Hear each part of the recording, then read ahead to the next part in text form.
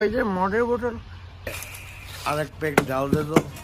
समझ रहे हो समझ रहे हो आप ওই যে মদের বোতল আচ্ছা প্যাক ডাল দে দো। উদা ভাবি আসসালামু আলাইকুম ভাবি ভাবি আমার কি হয়েছে এগুলো কি ভাবি ভাবি কথা কও না কেন ভাবি ভাবি কি হয়েছে ভাবি কথা কও না কেন এই দেখ আমি কে।